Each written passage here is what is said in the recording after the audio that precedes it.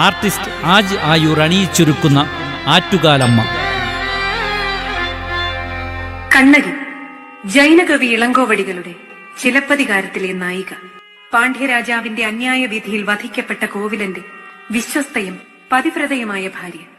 ഭർത്താവ് നഷ്ടമായ ദുഃഖത്തിൽ കുഞ്ഞുങ്ങളും വൃദ്ധരും വികലാംഗരും ഒഴികെ മറ്റു സകല ജനങ്ങൾക്കുമൊപ്പം മധുരാ നഗരത്തെ തന്റെ ശാപത്താൽ അഗ്നിക്കിരയാക്കിയ സ്ത്രീ.